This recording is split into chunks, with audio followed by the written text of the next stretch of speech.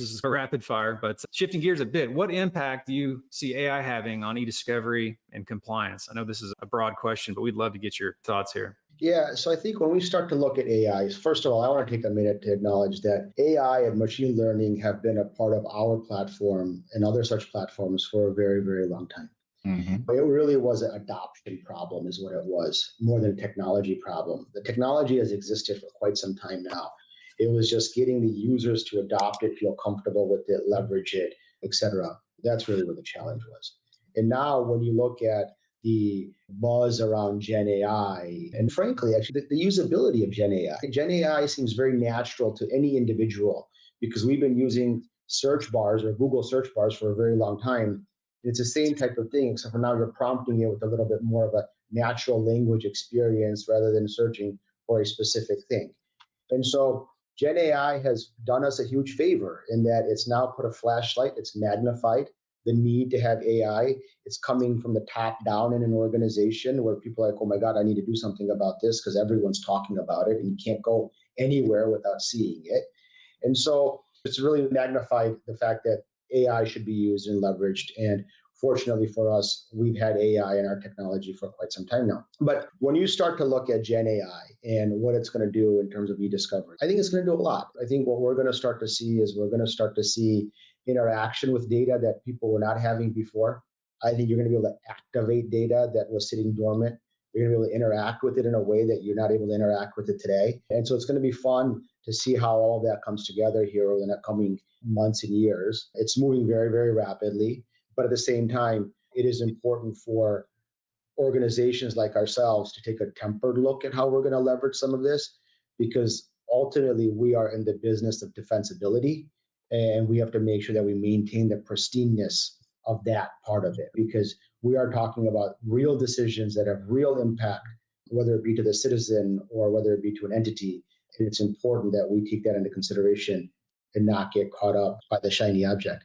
At the same time, it is important that we empower our customers to use the AI that's already in the platform. It's such an important balance, defensibility and innovation. If lawyers exist to mitigate risk, often they view their current active matter as the wrong one to test something new. Yeah. But back to your point earlier, the training, the investment in technology, and familiarity, the adoption problem you mentioned, these are all key to success. I appreciate your insight there. Yeah. Haresh, looks like we've got another one. What do Haresh and Joey see as far as consolidation of solutions/companies in our space in the coming year or so? I think it's going to be a continuation of what we've seen. There's been a lot of consolidation in our business. Haresh, I think your company and our company are one of the very few who don't have outside investors. We have not been purchased. We have made a small acquisition that has turned out well, but we're pretty much who we've been forever, but new and improved, so to speak.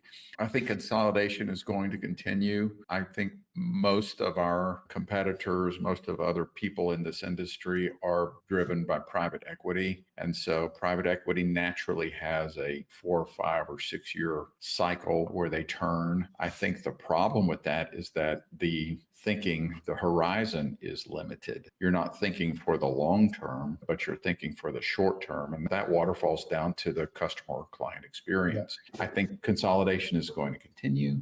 And I think any client or customer should be aware of who's on board and what does that service look like. I think you're right. And I think that when we look at consolidation, I think it's important for us to look at it in 2 buckets, right? I think you look at the service provider consolidation and you look at tech consolidation as 2 distinct workflows. And so the service provider consolidation has been going on for a long time. If you look at eDiscovery MarketScape, it started out as a very localized offering because you had banker boxes and you had documents, you had physical paper that you had to move around. So you had these local providers in these geographies, and they were all over the plastered across the country. And then technology started to break those barriers, and it allowed for geographic consolidation, and it allowed for all of those types of things. I think you're going to continue to see that. I think you're going to continue to see organizations come together from that standpoint. The other thing that I think you're going to start to continue to see is those technologies that have more of a single point strength are going to continue to consolidate. For example, if I'm just going to pick on this, I'm a processing expert and I don't have capabilities that go right or left, but I'm great at processing. The amount of effort required to build out the rest of it, it's not trivial. It is a heavy lift. So to build out full-fledged review capabilities or to build out full-fledged legal hold, whatever it might be, So you're going to continue. Otherwise, you look at these corporations and governments, they're still having to put data through multiple technologies to basically achieve a single outcome, which in this day and age, I'm sorry, but sounds a little archaic, doesn't it? It's like you should be able to do it all in one piece of tech.